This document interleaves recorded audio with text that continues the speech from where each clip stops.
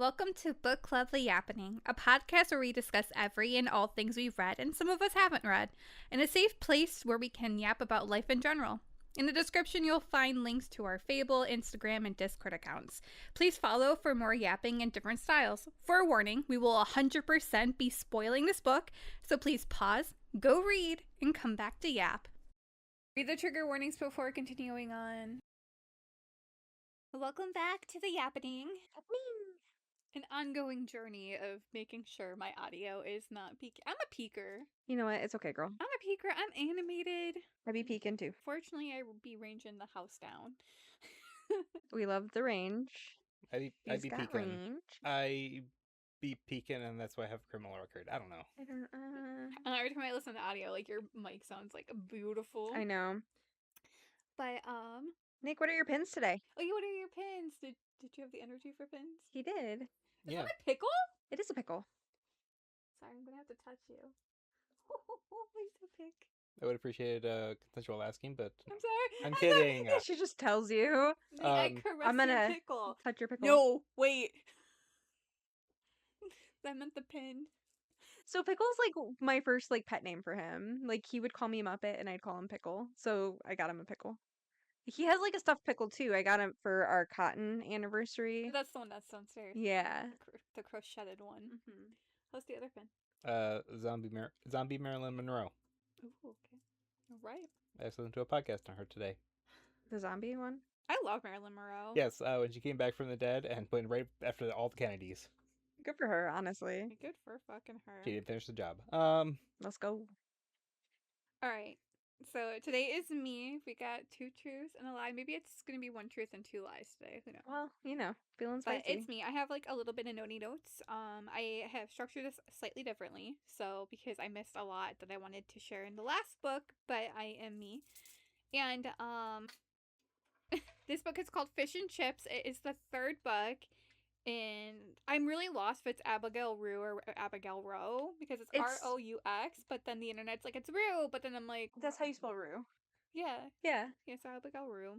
yeah, like flour and milk. Yeah. And like Sue is also there's like a spelling of Sue with an X too. There's Oh, also an I interesting. in there. Oh, I like that. Oh Yeah. Oh yeah, like Sioux Falls almost. Yeah. Mm-hmm. Okay, learn more. So this is the 3rd book, and so Ty Grady and Zane Garrett again are partners. They work for the FBI bureau. The last book, you know, they had to go on vacation, and after having a brutal run-in with a cougar and treasure hunters, Not like a lady. not like lady, no, not like Yeah. a nice lady, actual scary. She's a nice cougar. lady. As she was, she did nothing for them. Did nothing for them. Okay, so we're gonna Well, start. no, one was married to a woman, so maybe a little something for him. Oh, Zane. Yeah, Zane was married to Becky 6 years ago and she passed away. Which will come up in this because we start learning some lore about the boys in this one. Okay. So we're starting to understand them more. And I will preference, I don't know if I'm saying that right. Preface this by saying I love how this author, how she writes romances, because romance doesn't always happen for 2 people at the same time. Mm. So, we're going to start with Ty Grady's shirts because I forgot that in the last segment. So, there's only one in this one, and it's a white shirt with a picture of a scarecrow on it, accompanied by the words, outstanding in his field. I love it. And again, his t-shirts are given to him by his recon buddies and the Marines. Okay, so we're going to start off. Some agents create a commotion as they all gather around the boxing ring. Ty's training lessons with Zane quickly become more serious and violent as they begin kicking the shit out of each other. For the other agents, this is an average day for Beaumont Tyler Grady, but Zane Garrett is a real kicker. He's a new Funny face. kick. Yeah, funny kick. Yeah, so he's a new face around the office that they work in now because they're now officially in Baltimore. Okay. Where the FBI is. And half the agents are impressed with how well he's keeping up with Ty in combat, while others don't think Zane has a damn chance, which mostly they're correct. Multiple cat insults later, referencing to him getting mauled by a cougar in the freaking woods. Zane throws a little, meow mix in his way, which causes Ty to go for his already, severely have been broken ribs multiple times. He hisses at him. Yeah, it literally hisses at him. Bunny kick. Why did I rate this? I'm like, however, this is literally just foreplay for these two men at this point, because I love kicking the shit out of each other. I would expect nothing less. I was like, they get off on this physically, in my opinion. I was writing this real time as I was reading the book. Sounds abusive. Literally, their whole relationship sounds utterly abusive, and wait until you get to the drowning part. Don't you worry, we're gonna get there. Okay, Special Agent in Charge Dan McCoy suddenly comes in yelling, inquiring about what the fuck is going on. And Ty and Zane stop, two kids that just got caught misbehaving. Ty asks McCoy if he's there to work out his glutes, and McCoy orders them to his office because clearly, if they have time to fuck with one another in the ring, they are ready for a new case. I believe it's been a week or so with them officially being cleared to be on duty. Ty had to go through several surgeries for his hand between book 2 and 3 because of the wound, and they did extract a cougar tooth from his hand, like a chip. Cougar toother. Cougar toofer. A bluger cougar toother. A bluger. Call back to the last episode. I love that. 2 tooths and a coog. 2 tooths and a coog.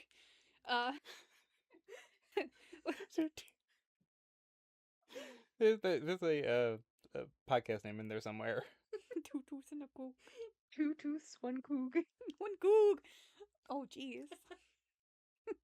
Once they get showered and changed, they head to his office and learn that they will go undercover on a cruise ship called the Queen of the Mediterranean. Okay. That is currently docked in Baltimore. Corbin and Del Porter. They were wanted and arrested for an array of crimes like stealing art, dealing rare gems. Just think of high class movie White collar crimes, very in the artsy world, and how you would do black market auctions type stuff, illegal poker games type thing. Think of that type of I'm thinking of the show White Collar. Yeah, I've never seen it, but apparently I think I would like it. A lot of people told me I'd like the show. Saying.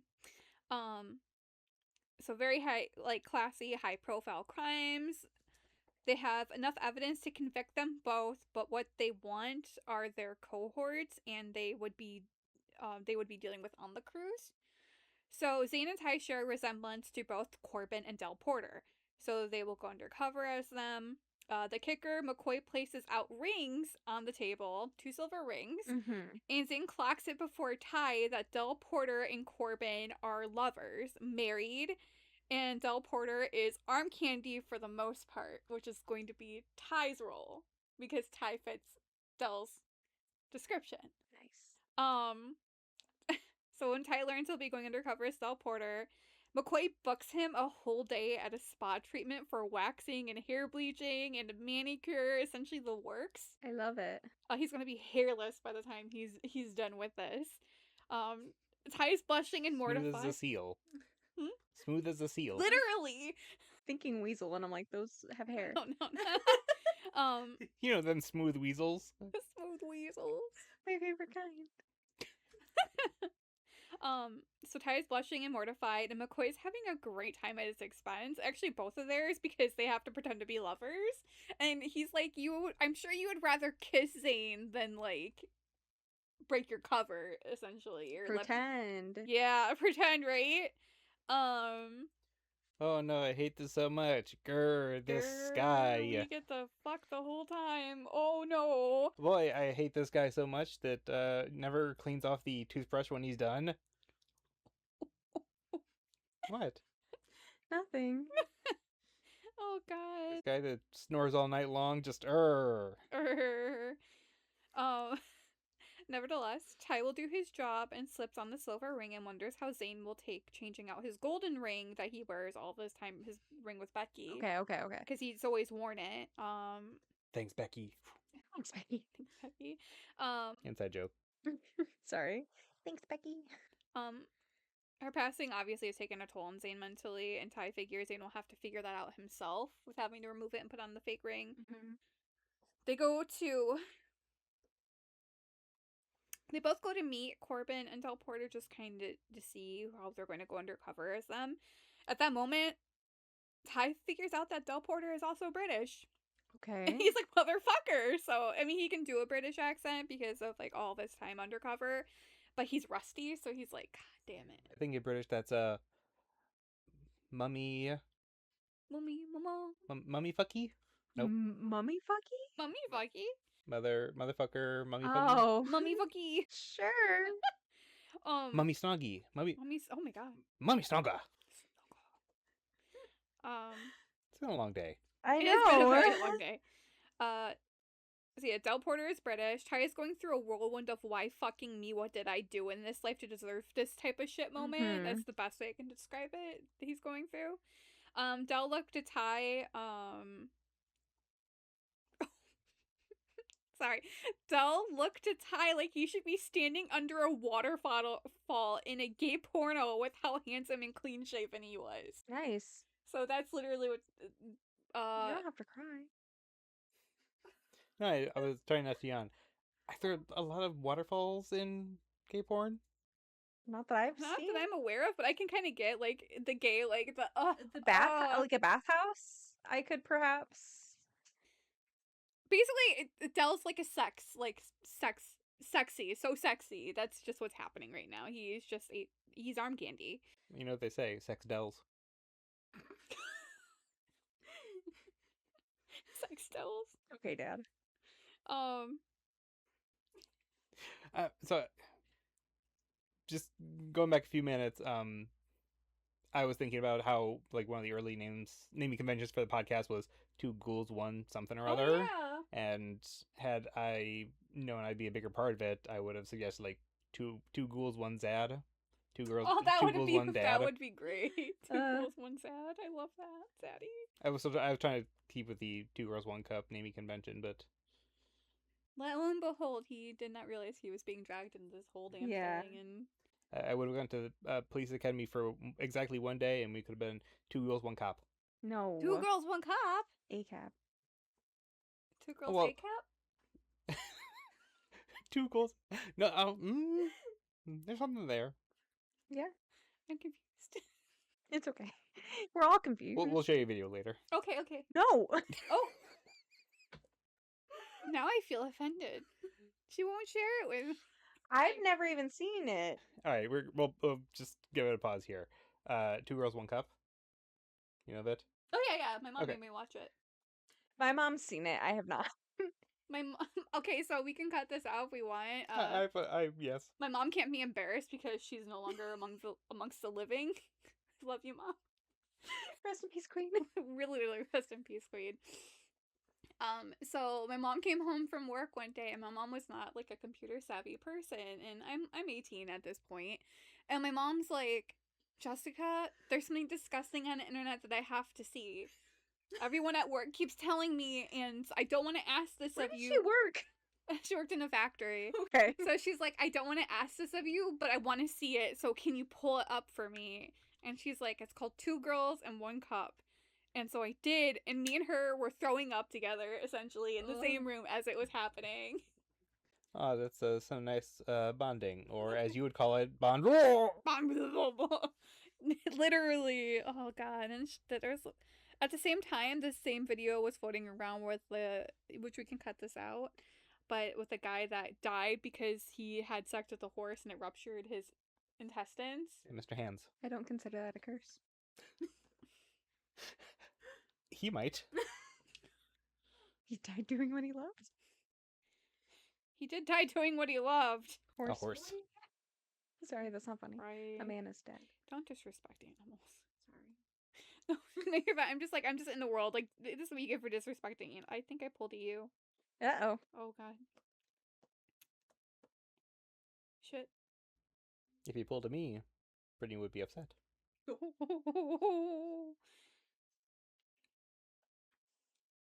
That should be fine. Okay, so Ty goes in to speak to Del because obviously he's trying to get a gas. He's not trying to. Del thinks he's trying to question him, but really Ty's just trying to figure out how to play him. Mhm. So they start talking, and Zane is starting to notice how disarming Ty is when he talks to Del. And a lot of the people around him, like their fellow like FBI agents, are like, this is how he is with like people he interrogates. He gets them to talk when others can't. So he's very disarming. And they say that Ty has a way with getting people to open up, and how the little lies he tells Del are so smooth. Like Ty saying he's married to a man to get Del to believe him and open up a bit. And also Ty asking him if Corbin treats Del right after seeing the bruises on his wrist, and quickly learning that Del likes it rough. Literally, he's like, are you good? Does he treat you right? Because he sees her, he's like, oh, yeah, I like it rough. And Del Porter. But yeah, so Ty, like, ends the conversation. He goes leaving. Del's like, you didn't even ask me anything. He's like, that's not my job. And then Ty just leaves. He literally says it's not my job. So he leaves. Zane goes to see Corbin, but he doesn't go to talk to Corbin. He can kind of already guess what kind of man Corbin is just by how he's sitting and how he carries himself. He's very arrogant, very like, I'm better than everything. I'm very rich and all that stuff. So he's like, I got him. I clocked him. I know who he is. So, they get their makeovers. Zane gets an ear piercing. So Zane does get a slight one. He gets manicured and stuff like that. Not as aggressively as Ty does. But he does get an ear piercing. And because Corbin has like a red ruby in his ear. So they end up taking that from Corbin and giving Zane the red ruby. Glow up montage. Literally, they go through a whole glow up montage. I just think of like Sandra Bullock in Miss Congeniality, which I love. I was immediately thinking that. Yeah, I love Miss Congeniality. I might watch it later. What was the song that they played during the montage? I don't know. Because I was thinking, I'm walking on sunshine. No. I don't think it's that one. No. I know they played the like whatever Long Sally or whatever when she's like walking out of the like. I'm too sexy for my sand. No. Too sexy. What? I was trying to do Sandra Bullock, but I couldn't. I'm too sexy for my Bullock. I'm too sexy for my Fed. Too sexy for my Fed. Oh man. Okay, so the B stands for bed. Oh my god. Zane gets an ear piercing too with the red ruby to look like Corbin. Ty unlocks Zane's. So Ty does have a key to Zane's new apartment in Baltimore. So Ty unlocks Zane's apartment door since he's the only other person with a key and comes in. What Zane sees is an entirely different person, but the why did I write it like this? What Zane sees is entirely a different person than the Ty he's accustomed to. He's blonde, plucked clean. They even covered up his Marine tattoo with a synthetic movie makeup thing. Okay. Tell him how to reapply it if it ever comes undone, but she'll last a week even wet. It's unclear, but I'm pretty sure they spray tanned him. Nice. Okay, so he's a smooth man. And they get right into role playing. Like Ty acts like Del, like how he thinks Del would in the bedroom. So utterly submissive and bed begging for Zane. And Zane's not opposed to anything that's happening right now. Well, he kind of loves the kitten attitude. Zane tries to keep it slow. I don't know if I can say this on here. Oh god. So Zane tries to keep it slow, and like he wants to draw it out because he likes how Ty's acting right now, because it's very much like not the like the push and give type thing. It's more so like yes, come hither, like submissive. Yeah, submissive. So okay, so it did say Zane gives in to Ty's role playing. So at first he's like, I don't want to do like role play this type thing. He doesn't say that out loud. It's like internal monologue. But then Ty, does Ty things, and then Zane gives in commenting, well fucked looks good on you anyway. So I mean, the commentary is great. I would argue that it looks probably good on most people, right? It probably looks good on everybody. After they finish up doing their little thing, Zane lays entangled with Ty, thinking about how good of an actor Ty is and how he can't tell the truth. Yo. What? Just these fellas, just they're something. But yeah, no, so he's like, Ty's a great actor. Like, in fact, Ty's like, I wanted to see if I could pull off the whole sex kitten vibe, and he did very well. So Zane's like, just like, I can't tell if he's lying, so like, how can I ever like tell? Because Ty mentions Ty mentions he does like this is where you start diving a little bit into their backgrounds, because Ty starts talking about his spot treatment and what they did with his nails, and he said that he hadn't seen tools like that since they used them in Afghanistan, which kind of implies of like torture, in my opinion. Like he's probably experienced torture at some point in his position because of nails and the tools they used. It comes up later. That's why I kind of hint at it. I just can't fully remember. You could torture me by doing my cuticles. I know that. Right?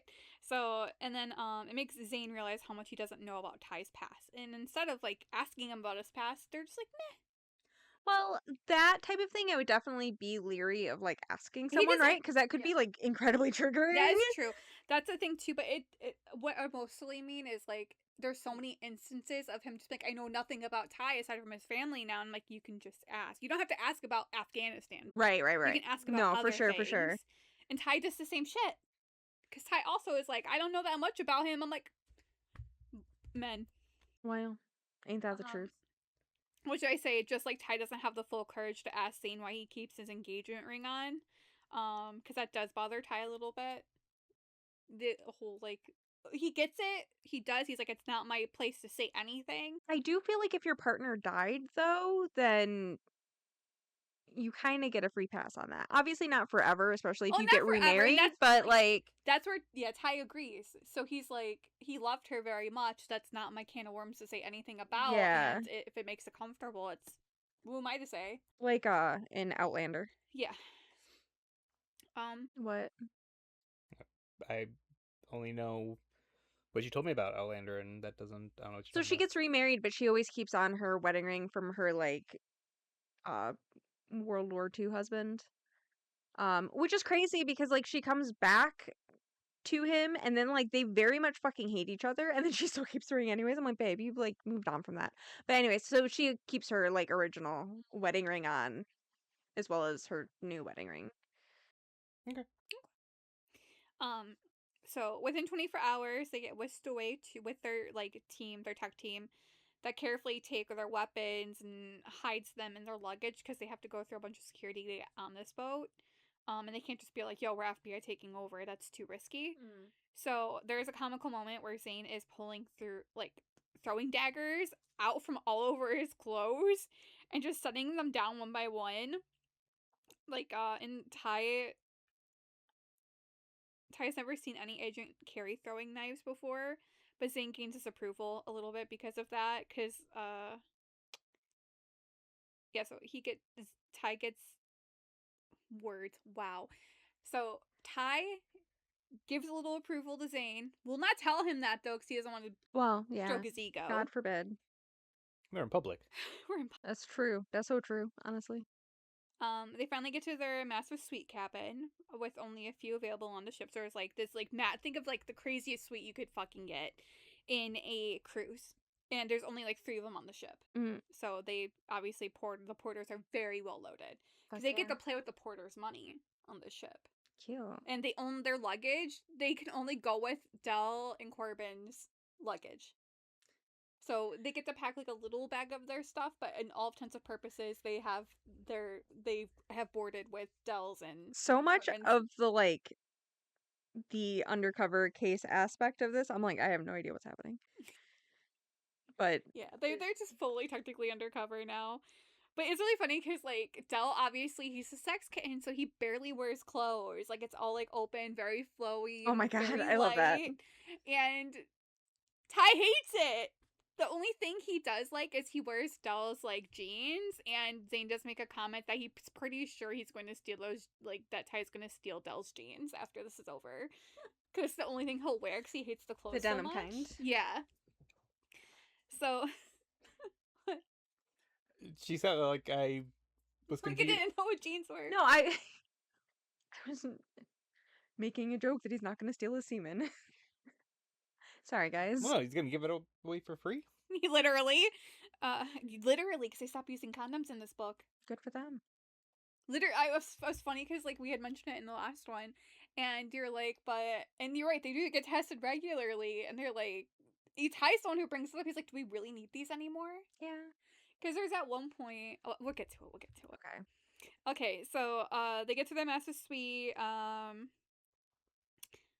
They talk about having a nap beginning room service because it's just been a long time, and then they have to go over their itinerary because they have to stick to it like glue. Okay. Because the cohorts that they're going to be meeting there will probably meet during the itinerary. Because if they're doing illegal dealings in person, they most likely will do it while they're crossing through the ship. So Ty notices Zane is scheduled for high stakes poker and wonders if he even knows how to play. Zane said he played a lot in Miami when he was undercover, so he will be fine. And suddenly Ty wants to know about those days in Miami, but he will never ask. Like Zane never asks about his Marine days. They talk about clothes and luxury, and you find out Zane's family is wealthy, and he comes from wealth. And Ty tells him to explain, and all Zane says is his family owns a few ranches, and he is outcasted from his family. Ty asks if he was cut off, and Zane just basically says that that's not the case. He just doesn't feel like he belongs. Mm. That's how you learn about that.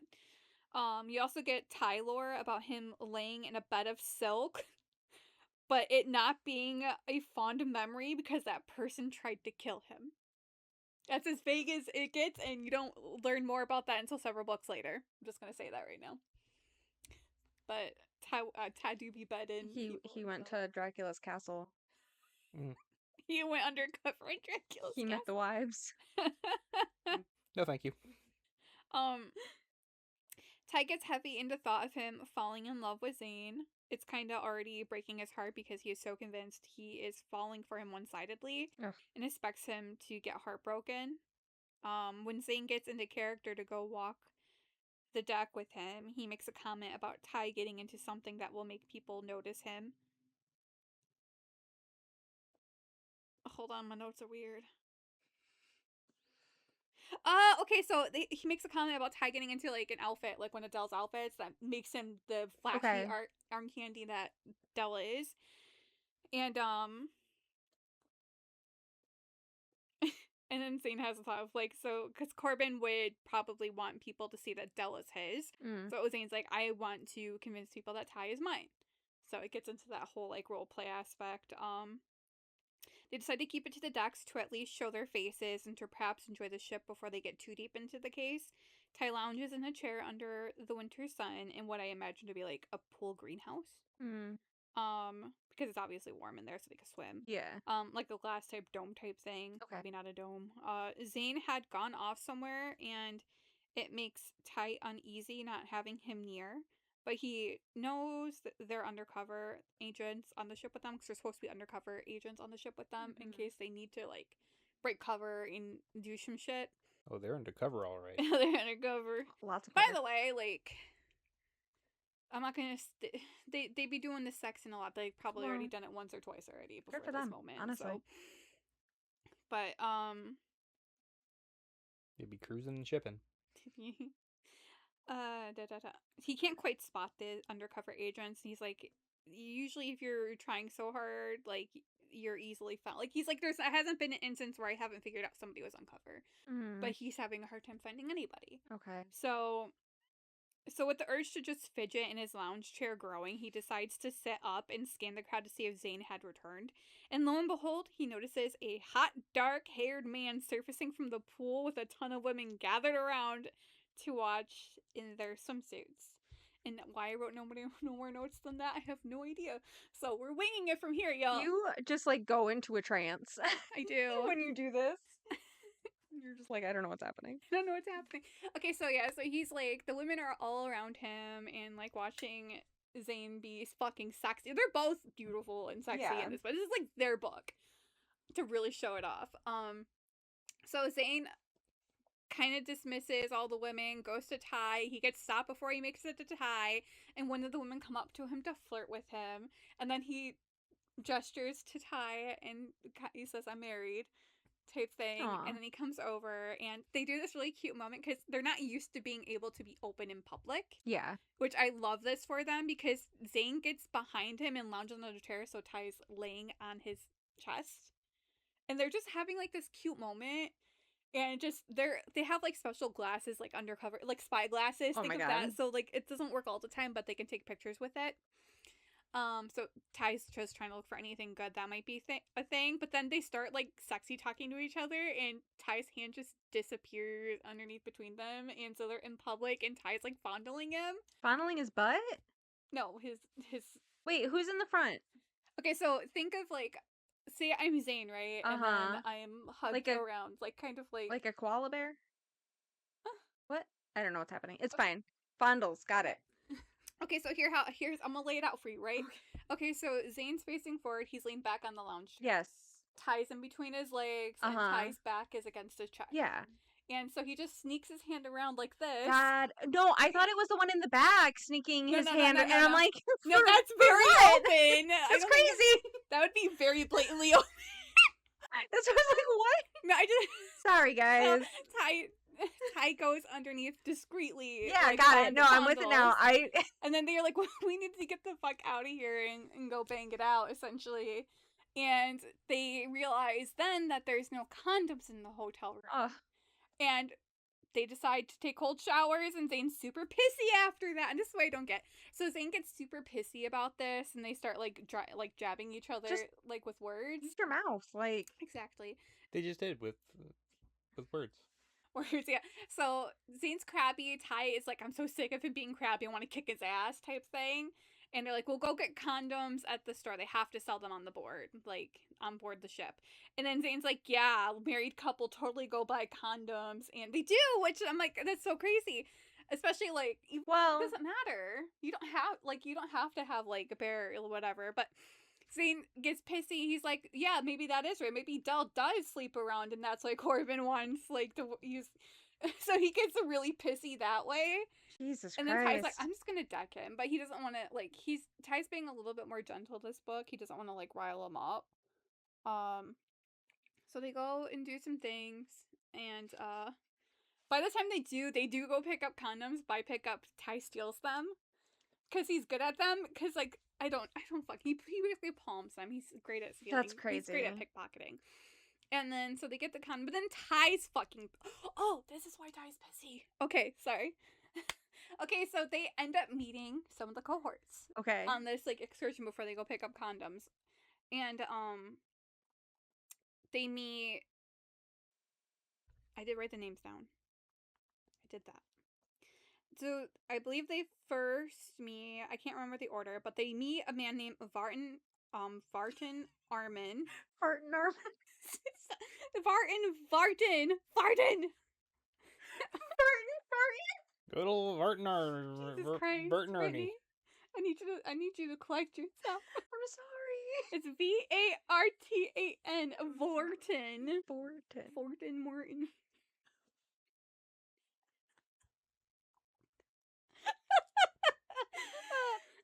Vartan, I'm so sorry. That's probably a lovely name. Probably. So Vartan Armin is one of them. And then there's Lorenzo and Norina Bianchi. Okay. So the Italians, and I forget what Armin is, where he's from. He's a hammer. He's a cloudy hammer. From Russia. He's not. I think he's Turkish almost because he goes back to Turkey at some point. Maybe. Don't quote me on that. It could be a lie. So why Ty's pissy because they meet Lorenzo and Norina when they go to dinner, and so they like Lorenzo immediately clocked. It's like you're Corbin, and so they start talking. They are happy to meet. Del and Norina were the ones who planned the whole trip, the whole cruise ship trip, and they're apparently besties, and they find this out because Norina is blasting Italian at Ty. Okay. Because Del knows Italian. Nice. Oh. Ty doesn't know Italian. Oh no. So Ty gets pissy justifiably. And so he's been pissy since he got the condoms. Oh so he's trying to figure out how he's going to do the whole Italian thing. But they do eventually like work around it where Norina is just using English. So she does know English. You can tell Lorenzo and Norina are very much in love. We'll fast forward to a part because obviously they're still filling things out. Zane goes to his first poker game with the boys, and that's where they officially meet Armin and Lorenzo. Sorry, I'm thinking. No, you're good. Thinking. So Zane obviously he's deals with addiction, so he is clean currently. He gets served like by Bianchi like this really fancy whiskey, and it's like, shit, how do I turn this down? So they start playing poker. He ends up cheering because like it's going to be offensive if he doesn't drink this really expensive like rare fucking whiskey. So he ends up getting a little drunk. He's great at poker, by the way. He wins a lot of money. And Ty senses something. Oh, Ty's going through Dell's luggage, and he finds a flash drive and Italian recordings on a thing, and he realizes instantly that Dell's a fucking spy. Ooh. So he doesn't know what the fuck's happening. He just knows that Dell is not what he's meant to be, and it more so seems like Dell is spying on Corbin, and it's like a honeypot situation. Okay. So Dell married him and whatever because it's part of his job. Okay. Fuck. We're like, we could be in trouble. We have to go find somebody. So Ty can't find any like special agents on the ship. So he goes to the poker meeting where he's not supposed to be. And then Ty's like, Zane, I have to see you. Kind of like, honey, we have to talk real quick. And Zane's like, I'm sure what you have is not more important than this, because Zane's like thinking, what would Corbin do in a situation when the hand is high, and like, why would he let Dell tell him to come from a table? And he's also, a little drunk because he hadn't drank in a while. And he's like 3 glasses deep at this point. And Ty clocks it, and he's pissed off, and he doesn't want to deal with it. So Ty says, fuck it, I'll figure it out myself. So Ty goes to the deck. He suddenly gets jumped by 2 Italian men, and they literally put a gun in his mouth. And they're just speaking Italian to him. He doesn't understand Italian. He's like, I don't know what to do because my cover's about to be broken. But they still think it's Dell. Hey, what's the matter, you? Hey. Get a load of this guy. Right? And so... Hey, I'm cruising here. Yeah, and then, like, Ty's, like, he's like, I don't know what the fuck you want. And the guys are like, are you playing, like, fucking dumb right now? And they start speaking English. Like, where's the flash drive? Where is it? And so he has it, and so he gives it over because he doesn't want to get shot in the mouth.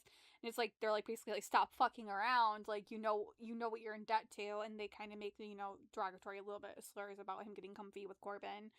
And so Ty's freaked out, goes back to his room, is pissed because he probably lost really good evidence. And Zane gets back after winning and stuff. And he's like, sorry, like, I rushed out, like, what was going on. And Ty gets pissed, justifiably so, because he had a gun in his mouth. And It's not his favorite thing. no, not his favorite thing at all. Yeah, I clocked that after.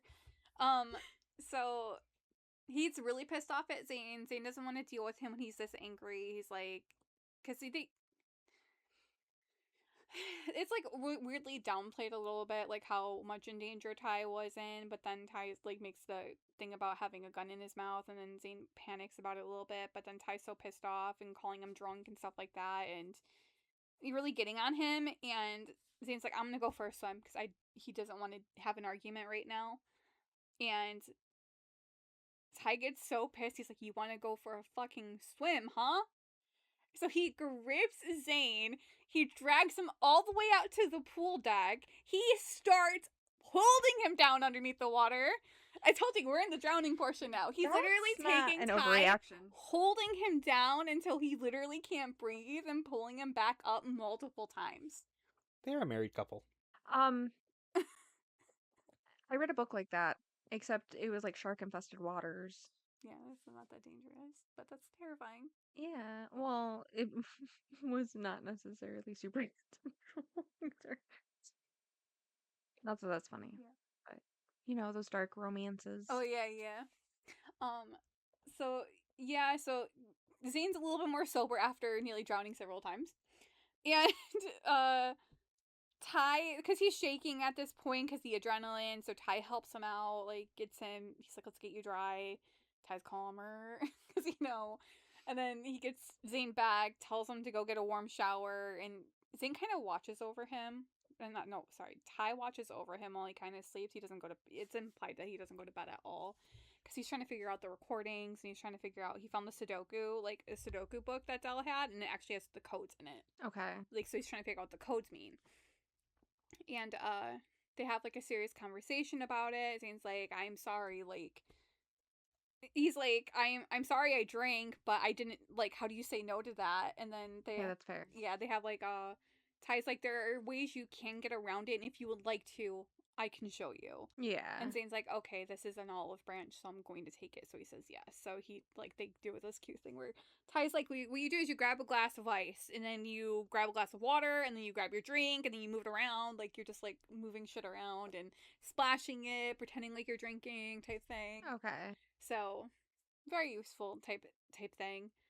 And, so they reconcile. Zane chalks it up to eventually that Ty was concerned enough about him to be angry that he put him, like, that he, it's like a more eloquently put, it's just because, like, no one cared if Zane ever, like, drank himself into a hole or did drugs and stuff like that, and Ty's actually genuinely pissed that he did it to himself.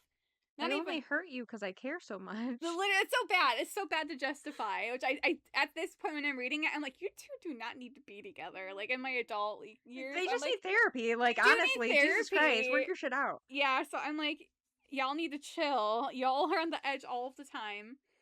But that's where Zane chalks it up to. Is like, Ty cares enough about me to be angry about the situation, and he only dunked me in the water like that to make me sober. And I'm like, Zane, that's not a good thought process there. Because I was like, that's fucking brutal as shit. That whole moment was brutal. And I'm like, I don't condone this. I think you all need to run away from each other. Yeah. But, so moving on. So they get that out of the way. They have their first excursion where it's like rock climbing. Mm-hmm. And, so hidden on the ship, you never find out who they are, but there are some POVs of this person that's trying to kill Del. Okay. And for the rock climbing portion on the cruise ship, they cut one of the supports for the grappling for the harnesses, and so Ty had to basically free climb up, or was being severely hurt, and that freaked out Zane. Obviously, rightfully so. And so that's when they start realizing that Del's a target, and then obviously you find out Del's a spy in his own way, and they can't figure out if he's with the Italian police, because they're pretty sure that the people who shoved the gun in Ty's mouth they're part of the Italian police force. Okay. And then they're realizing, oh shit, the FBI is in on somebody else's sting. Yeah. So, What? I was trying to figure out what accent to do, but right in the middle. This is our jurisdiction. That was so French. That's still better than what the fuck the audiobook had. Well, I was gonna say, that audiobook was really bad. Mario. It sounds like Mario. It's my jurisdiction. Oh my god.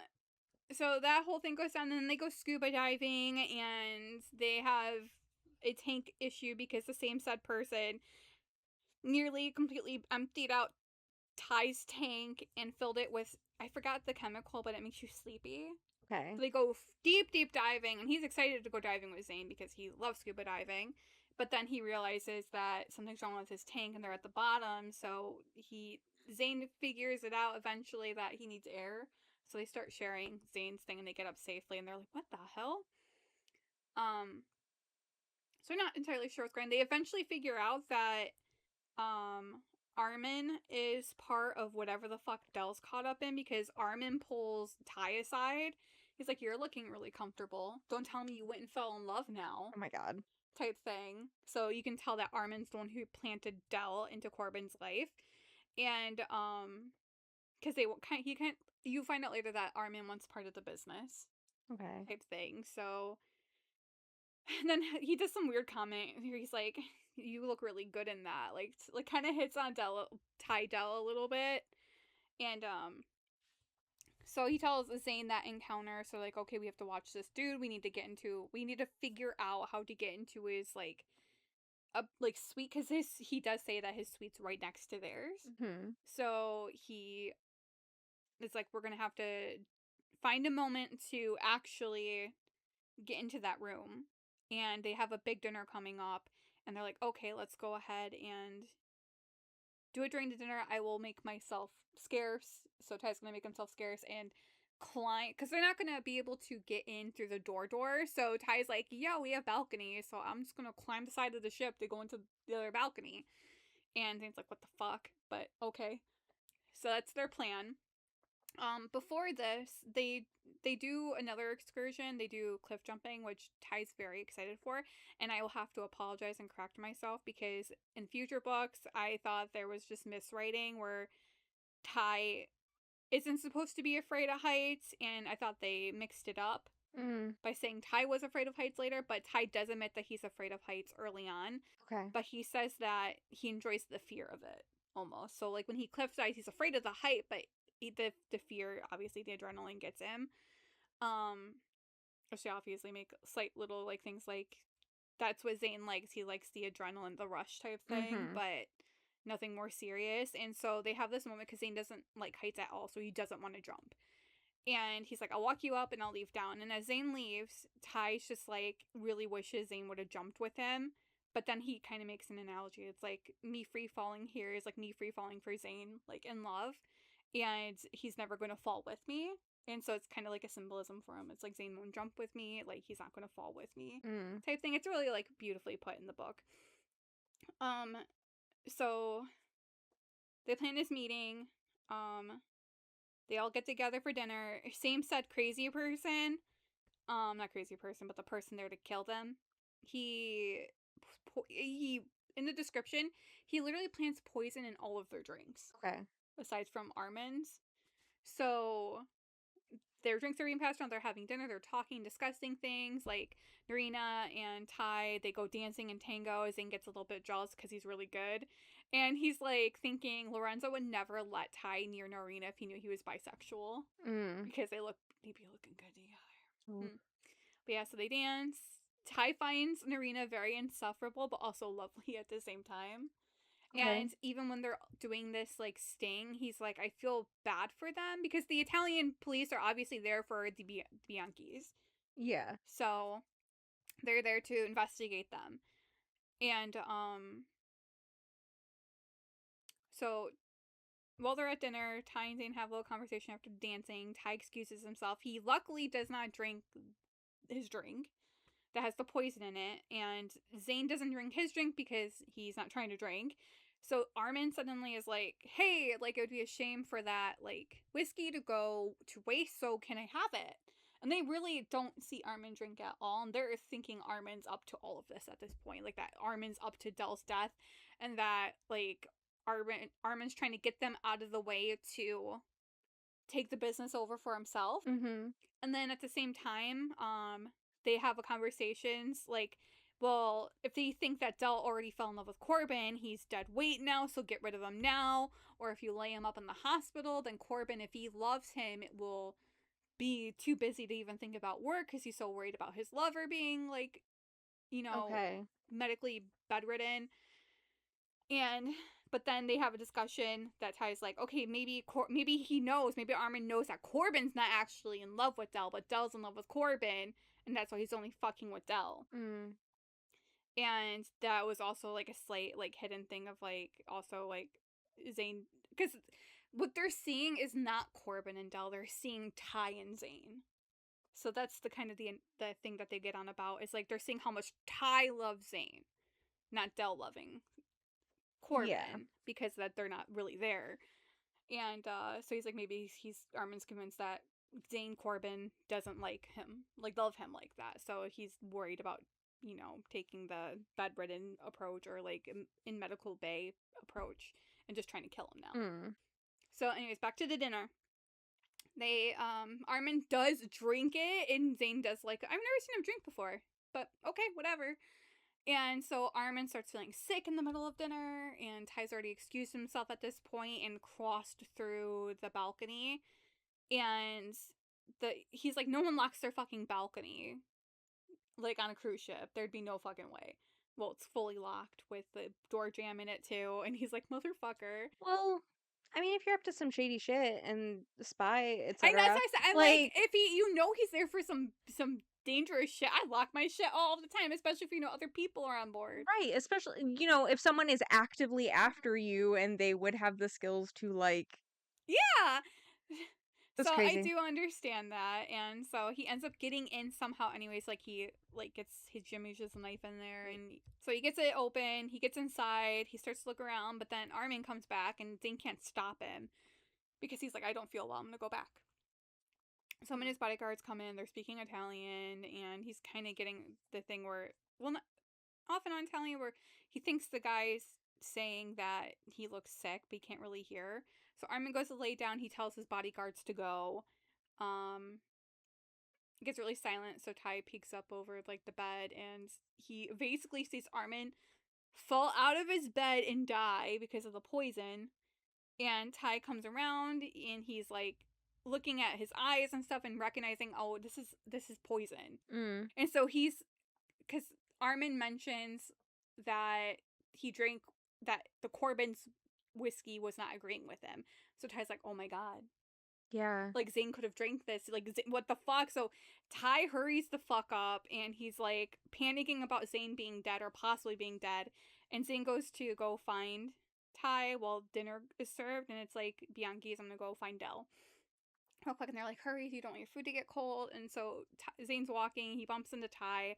Ty's panicking, like hugging him, like, are you okay? Like, did you drink anything? And he's like, I didn't drink. I told you I didn't want to drink. And he's like, no, there's poison in it, dude. So he's like, Armin's dead. Like, he clearly wasn't trying to kill Dell.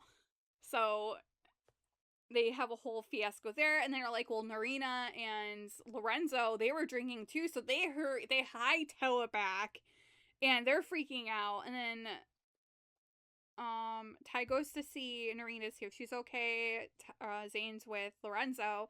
And they're thinking maybe if they're not sick, maybe the Italians are trying to kill them. So Lorenzo tries to offer him a drink. Zane's like, oh, what if that's poison? Whatever. And Zane's like, I'm gonna play the bluff. And he's like, Armin's dead. And then he talks about poison. And then Lorenzo's freaking out, so clearly he didn't try to kill anybody. He's like, Norina, my love, like, she was drinking it. He's like so in love with this woman. And he's like, Ty's going to go check on her, and then they all get back together, all freak out a little bit. Then the Italian police show up. They start talking to Lorenzo, telling him to come with him. And Zane picks up on the word for, like, come with us or whatever. So Zane charges the police officers, and they grab Narina, they grab Lorenzo, they start hightailing it out because the Italian police are literally pulling guns at this point. And then Ty drops his accent, and Narina's like, wait, where's your accent? Girl. And he's just like, you're worried about that right now? Right. And then they're like, give me your heels. And she's like, they're not going to fit you. He's like, I'm not trying to wear your damn heels. Girl. She's like, they're alligator skin. And Lorenzo's like, give them your heels. They're like, you guys are not the porters. Like, no shit. No shit, we're not the porters. So they grab her heels. They're like, we don't have any weapons. This will do, though. The stilettos will do. So they are running from the police officers. They get to the top of the boat. There's nowhere else to go, and they realize that this was such a stupid move that they did. It's like the move in the movies where, like, you keep going up until there's nowhere to go. So Ty sees the pool over the, like, 3 stories up over the balcony, and he's like, okay, we gotta jump. The roof is open. We jump in the water. So he started throwing all of the patio stuff into the pool. And so they kind of push Narina into the pool because she doesn't want to do it, but Lorenzo's like, just get, girl, go. So they jump. Ty needs Zane to jump, but Zane's like, I can't do it. I can't fucking do it. Like, just go. He's like, I'm not leaving you. And he's like, I just can't do it. And so the Italian police are getting closer, and Ty comes over, and he's like, Zane, I really don't want to die here with you right now. He's like, go. He's like, I'm not leaving you. And he's like, Zane, I love you. So he finally admits that he loves him. And he's like, so please, baby, come on. And so Zane's like, Daisy's like, what? Like, did he just say it? And so he does end up, huh? He just answering like, what? What? Starstruck, he's like, I do trust you. And so he jumps with Ty into the pool. Because there's also a comment, Ty's like, you're gonna be so pissy if I have to push you over here and you miss your mark and you break a leg, you're not gonna let me live that down. Yeah. So I need you to do this. And so they do jump, and then in the pool, he's like, did you just say that to get me to jump? And then Ty does not respond. He just goes to the edge of the pool. Okay, bitch. And because they're still collecting themselves because they just jumped, so it's taking a minute, and Zane just takes that as a, well, fuck him and his, Right. manipulation type thing. And then so the security at the boat take them all. They're like, y'all are fucked. And so they put them in cells. And I will say, okay, so backtracking, it's almost Christmas time. And Zane he wins like a $500,000 pot at one point, and he ends up buying Ty a gift. It's and it's really cute because me and Amanda have them. We have little like compass pendants.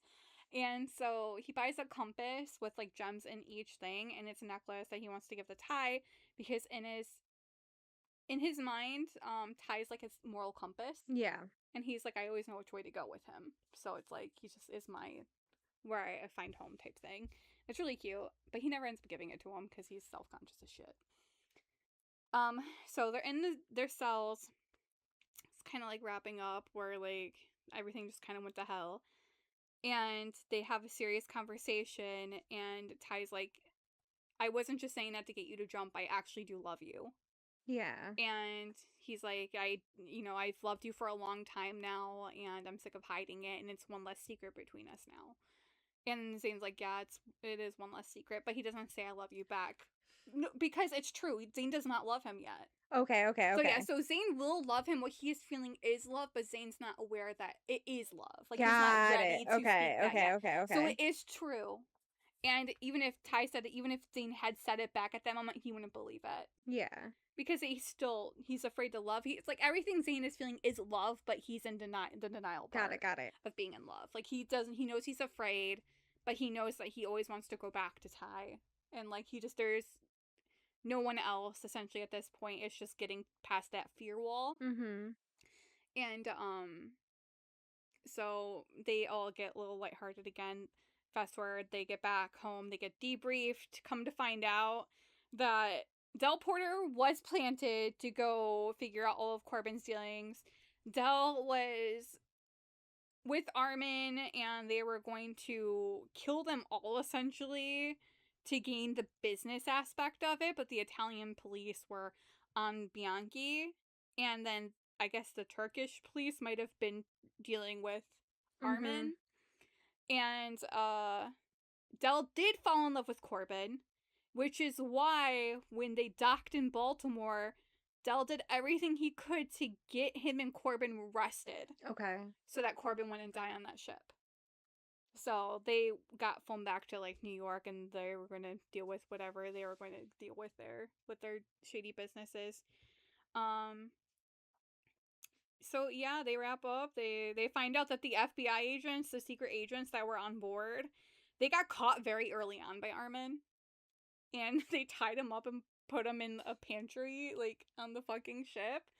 So they were just stuck there eating sweets and drinking sugar, I guess, the entire time, like, just soda. Oh my god. So whatever. So that's why they had no help. And they like so they wrap all that up.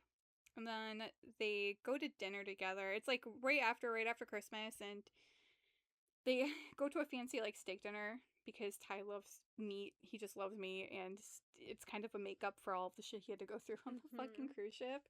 And so color me this. So Ty is blonde, right? And he keeps talking through the entire book about once he's done, he's getting a buzz cut. And in my head, you could just dye your hair brown again. Yeah. But now he gets a buzz cut. I mean, apparently he looks damn good with a buzz cut. Yeah, because if you want it to be your natural hair color, and then also it would be significantly more convenient just to buzz your head than Mhm. go somewhere. Well, I guess he wouldn't want or to do it even again. do like a box die. Yeah, I plus think he would just be so over it at that point. right. Plus like hella damaging, but I'm sure that wasn't his main concern. But yeah, I would just assume buzzing would be so much he more did. convenient. So he's buzzed. They're both in suits talking, and it's kind of like Ty's more comfortable now because Zane thought it would be awkward for him to come back and having confessed his love and Zane not saying it back. So they have like this whole like thing, and it becomes more lighthearted, and it's kind of cute. And so it kind of just ends there with them having like a steak dinner together, and them actually being slightly affectionate in public.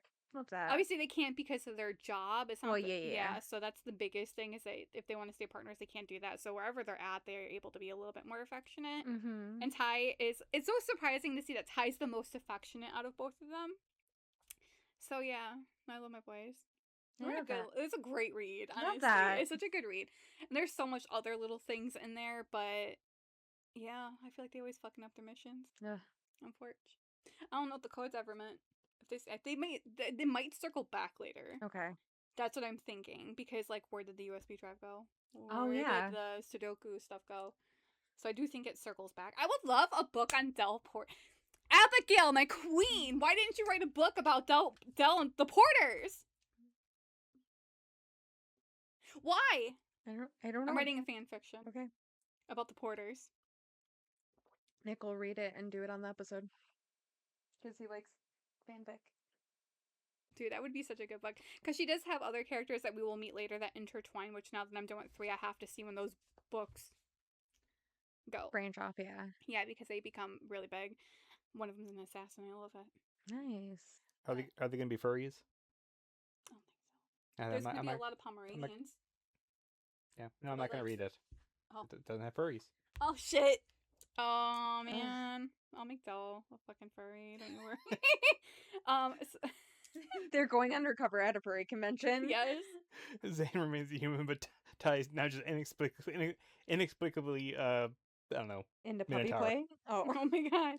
Okay, I did do a little section, so I think when I do these books, I'm going to do Ty shirts, story, banter. Okay. So here's some of the banter. Yes, let's go. So, okay, so Ty wasn't his... Oh, wait, what? Okay, so it's a key part. So for Zane, this is Zane context. Ty wasn't his keeper. Ty was his conscience. Okay. That's part of the whole like drowning thing. Yeah. Deal. So throughout the book, Ty keeps saying the word vacation, and Zane is genuinely horrified each time because they promise not to say the word, but Ty enjoys the rise it gets out of Zane too much. Ty, teaching you to fight at all is an exercise in futility. Futility, there you go. Luckily for you, I enjoy things like banging my head against the wall. Zane, I enjoy banging your head against a wall too. Nice. This is Ty. This is Ty on the wall, like the rock climbing wall, when he's like, not pinned on the wall, but like the rock climbing wall after his thing gets cut and he's like exhausted. And he says, the pessimist says it can't get any worse. The optimist says, oh yes, it can. And then he also says this while also struggling for his life. A rope walks into a bar, orders a beer, and the bartender tells him we don't serve ropes in here. So the rope leaves the bar and goes outside and asks a guy passing to fray him at both ends and tie him in a knot. The guy does what the rope asks, and then the rope goes back inside and orders a beer. The bartender looks at him and asks, are you that rope that was just here? He says, I'm afraid not. But And it seems like, how long have you been... He's literally hanging out for dear life on this rock wall. He's like, how long have you been saving that? He's like, for the right moment. And then, Ty, you look good today, Zane. Wait, you look good today, Zane. Like, in like a... Ooh. And he's like, you look like bait. So those are my banter moments. Wham. Silly fellas. They're fucking ridiculous. They need help. They know they need help. Yeah, they need a lot of help, honestly. But if they can't communicate, they're never gonna go through with it. They get better. I will hint in preface, there's a part where Zane goes temporarily blind, and that's where they learn a lot. Okay. They go through some shit. I don't know if that's... Well, it's not that... It's either going to happen at the end of the next book, or it's going to happen... It's going to happen at the end of the next book. Because it's a part of half of one of the books. But it's cute, because they... Oh, it's so cute! I can't wait to read it. I won't even say it, but I love these boys. It's a great read if you ever want to read. I feel so bad because I feel like I never do these books justice. But... it's good. Makes me want to read them. You should read them. When she comes out with her rewrite, I'll let you know. Okay. Because I think she's adding some stuff in. Okay. And they're going to make it more better. Yeah. So I will let you know when she releases them, and then you can read them because they'll be different, and you'll have forgotten a lot of what I said by then. Yeah, I gotta forget. So Live, laugh, forget. yeah, that was Fish and Chips by Abigail Roux. Nice. Fish and chips. That's... There's a joke in there. Well, Fish and chips, yeah. I mean, yeah, but He says he never wants to see fish again. Hence the steakhouse. it could have been catch and release, though. You know. That is smart. Is it because one of them was bait? This fish and chips? No. No, there's just generally a conversation about fish and chips in this book. And that's where it just... But catch and release would have been so good. Yeah. Abigail, when you do your rewrite, catch and release. Call me, girl. I got ideas. Well, you got ideas. Riptide, come on. Let's go. Any more comments, concerns? No, I liked that. I'm really enjoying these a lot. Yeah, I'll try to do better in the next. You do fine. Like, I don't Yeah. understand. I'm just totally not in the right headspace, but I did enjoy I it. You're know. good. I'm not in the right headspace. It's time to go take an Eddie. I know. It's like when I was doing Flora, I kept looking at Jessy and she's I'm like so dozing off, and then sorry. I just look at Nick and he's struggling to keep his eyes open this time. And I'm like, It We're was taking turns. nothing We're to do with no, you. I know. It's okay. Well, I mean, we all have worked all day today. Yeah, And then, yeah, so. we're doing this podcast for funsies, but we all work strenuous 40-hour shift Mm-hmm. or more. But this is like the fun part of This my is, like, life. So like I will relaxing. not give it up. Because even when we're like coming home and editing all night, at least for me, it doesn't necessarily feel like work. I'm enjoying it a lot. So, and now that Nick's not having to pull all-nighters, I'm sure he can start enjoying it at some point. Yeah, and then when I get involved, it will be nice. Well, do we have to any Steam sale yet? It's Not the until the 20 25th. something. Okay, all right. Yeah, but yeah, hopefully I'm hoping I can get everything that we have recorded like cut and ready to go for you. So it's just a bunch of bing bang booms. But yeah, like, and that's why I say, well, we're having tech difficulties, trying our best. Yeah, we're also like, victims of capitalism. So it's not like we can just go out and buy new stuff. Unfortunately. It's like there's like every normal person that I know, like, we are all struggling just to live, like, with our bills and stuff like that. So we're slowly buying things as we can because we do want to sound good for everybody while we're doing this, since we're sharing it. And Nick is our tech guy, and he's like constantly editing, so it's not like he can really sit down and like play around with. And Nick's been keeping us like afloat. He's doing his best, man. He's doing great, but he only has so much time, Yeah. and so it's like, yes, we know the audio's shit. It's different issues every single week, but we do care, and we are trying to brainstorm and fix it with the best of our abilities and the best of the time and money that we have presently.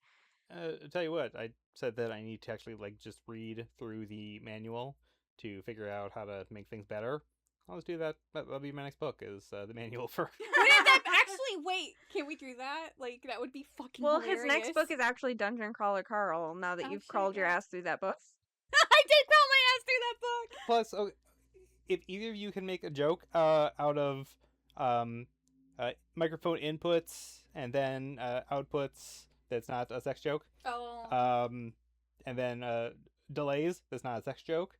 I will do it. I will do it as a book review. Why can't I make sex jokes? You're really just clipping my wings here, fella. Mine too. That's all I got. How dare you? I'm a peacock. You gotta let me fly. Because I wanna see your peacock. Your peacock.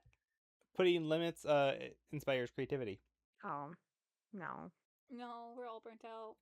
That's like saying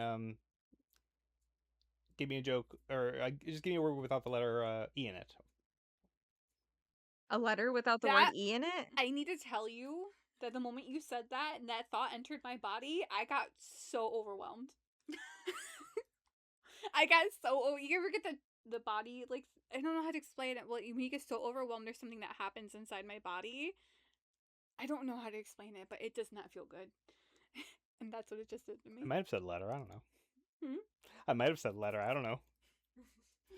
Yeah, he said, imagine a word without the letter E, right? Oh, I heard imagine. I don't know what the fuck I heard. Yeah, because I'm like, I don't want to think of that because all the words I know are heavy. You just said the word no. Shut up. Thank you. Word. Oh, wait, this is not a competition. Think. You have Of.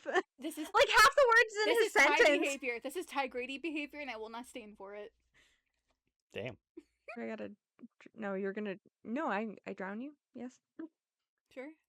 The river will do that for me, but Yeah, I know. oh, I love so how I've been explaining people the kayaking story, which I will not get into details here, but everyone like when I tell people about it, I'm like, the river pinned me down, made me the river pinned me down. It deep throated me with its water, and then forced me to swallow. No. That's literally what happened. Goddamn. That's what the river did to me. You deep throated the river though, but I did deep throat the river, and they forced me to deep throat the river. Look forward to the fan fiction of Jessy and the physical manifestation of a river. There we go. I love that. Poseidon. It's just the dick is a log. I'm calling it Gone to See the River Man.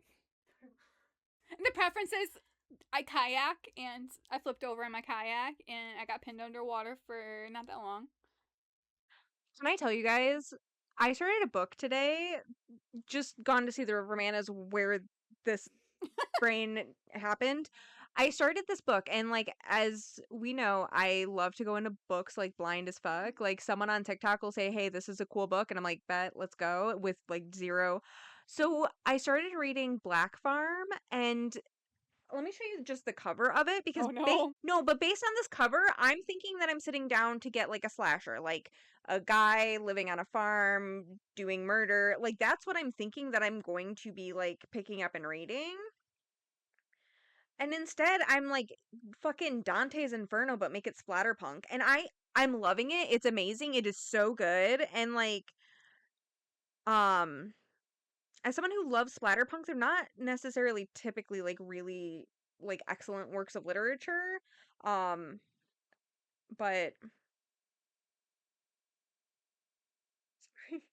I could have just Googled it, but I didn't. But That like, looks murdery.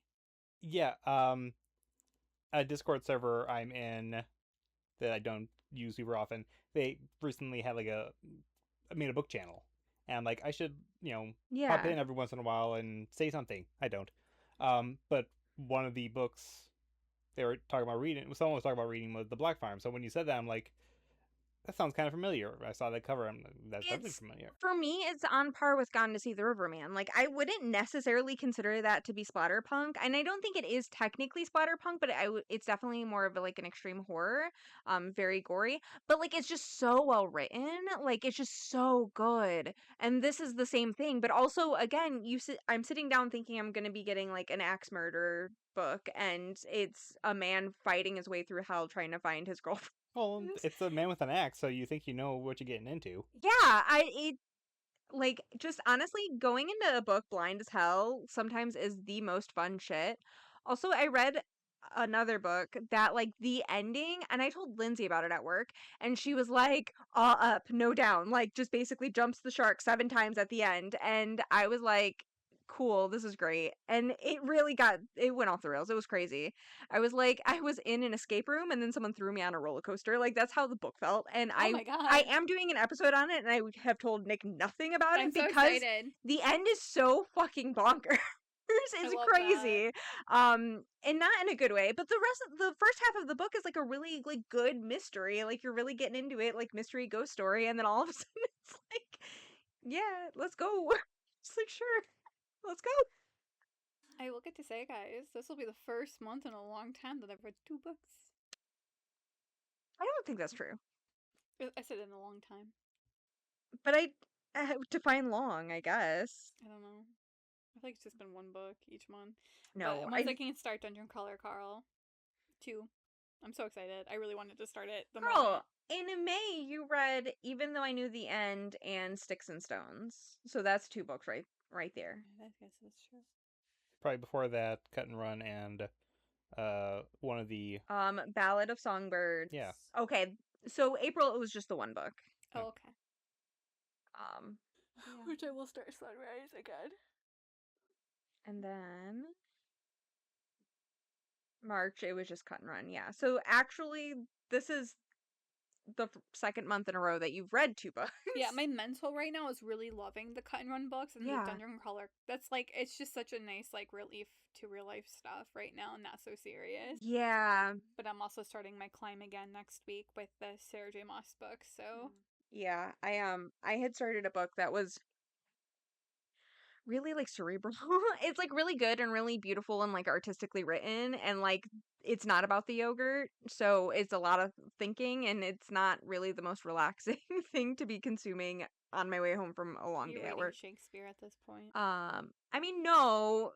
And like it's a series of short stories, and the first story is like a riff on the Green Ribbon, and like as a millennial girly who is spooky, the Green Ribbon is like it's all about. It's like from it not Scary Stories to Tell in the Dark, but it was a different similar like type book, and it's a girl has a ribbon around her neck and like Oh, I know what you're talking about. Yeah. Yeah. Yeah, it's a riff on that, and it is so good. But you kind of got to unpack some of them, and I'm like, I can't be doing this. But yeah, Send us out, Nick. send us out, Nick. Carrying that head around like a reanimator. I'm still yapping better than I ever did. That is all I got for now. See you all next time. Bye. Bye.